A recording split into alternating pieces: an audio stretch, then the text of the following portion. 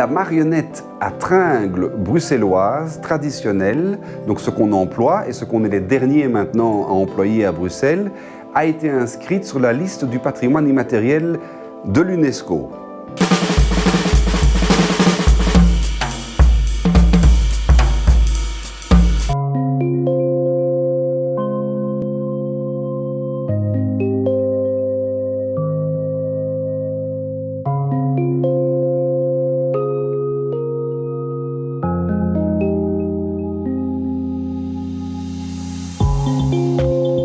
Le premier toon, qui s'appelait Antoine Gentil, mais donc c'était Gentij, donc c'était probablement un néerlandophone qui parlait en Brussels-Vlaams. Et donc les spectacles se donnaient en fait en Brussels-Vlaams, hein, le dialecte flamand de Bruxelles. Le premier toon, il a commencé vers 1830. Alors, on n'a pas la date exacte, on ne savait pas s'il savait lire et écrire, c'est pas sûr. L'instruction est devenue obligatoire beaucoup plus tard. Et donc, il a commencé vers 1830, probablement 1831, dans le quartier des Marolles. Donc, le théâtre de Thônes a dû plusieurs fois déménager, mais donc ça a commencé dans le quartier des Marolles.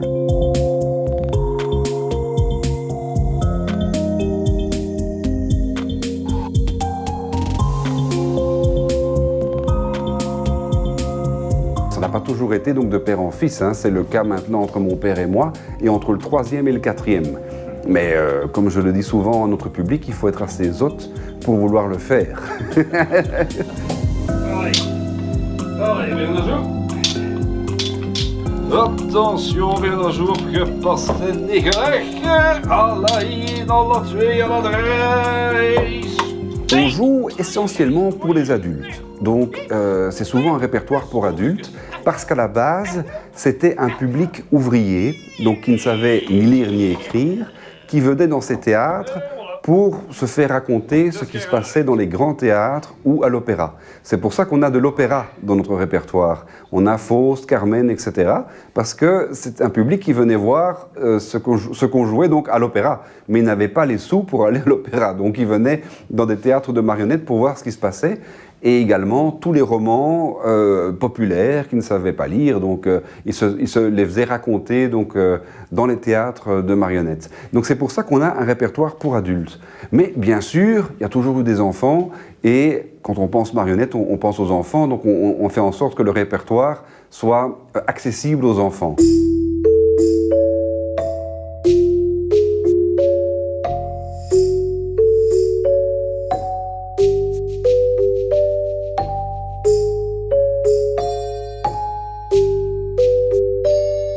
Walsh, c'est la mascotte du théâtre de Thônes. Donc c'est le héros populaire du théâtre de Thônes qui a commencé donc avec le premier Thônes.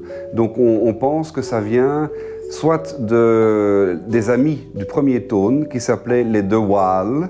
Avec l'accent, avec le Brussels-Vlaams, ça devient De Walch, le petit des De Waal, parce qu'il représente un adolescent. Ou alors ce serait Walch, donc le petit wallon. C'est possible aussi, mais on ne sait pas très bien, on ne sait pas exactement d'où il vient, mais c'est un personnage qui intervient dans beaucoup de spectacles, et c'est pour ça qu'on le voit là dans tous ces beaux costumes.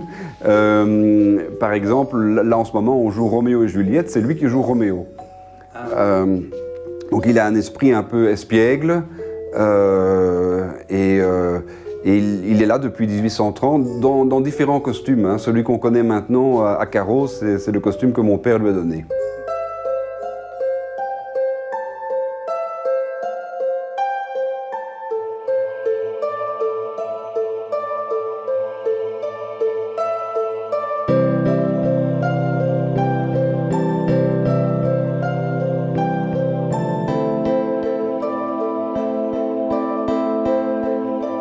La marionnette à tringles bruxelloise traditionnelle, donc ce qu'on emploie et ce qu'on est les derniers maintenant à employer à Bruxelles, a été inscrite sur la liste du patrimoine immatériel de l'UNESCO.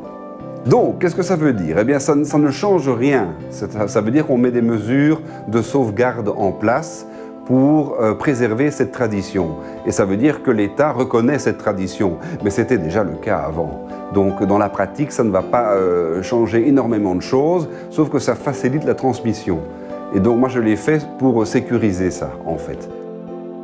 Il y avait encore une cinquantaine de théâtres comme le nôtre à Bruxelles à la fin du 19e siècle et début 20e siècle. Ils ont tous disparu les uns après les autres, avec évidemment le cinéma muet, puis le cinéma parlant. Ils ont réussi à survivre un peu au cinéma. Mais une fois que la télévision est arrivée, là c'était fini. On espère évidemment qu'avec la reconnaissance de l'UNESCO, ça va faciliter la survie de cette tradition. Ce qui est important, c'est cette tradition bruxelloise. Je ne suis pas inquiet quand je vois le nombre de jeunes qui sont enthousiastes ici et qui travaillent et qui manipulent les marionnettes. Ils font même des visites guidées. Je pense qu'il y a vraiment un enthousiasme. C'est physique aussi, hein? Donc je pense que ça va survivre au digital et aux autres médias, je pense, oui.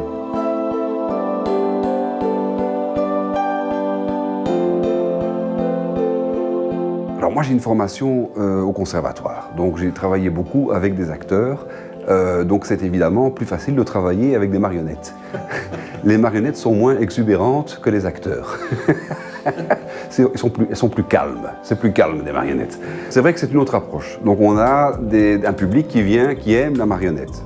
Il y a un public qui aime les marionnettes et qui sait que c'est pas toujours pour les enfants, qu'il y a aussi des marionnettes pour les adultes. Alors évidemment, en marionnette, si on joue le Cid, par exemple, ou ce genre de tragédie, ou bien Roméo et Juliette, c'est la même chose, hein. Il n'y a pas de longue tirade. C'est évidemment des dialogues beaucoup plus courts, beaucoup plus tchac, tchac, tchac, tchac, tchac. C'est quand même beaucoup plus court, donc c'est beaucoup plus vivace, quoi.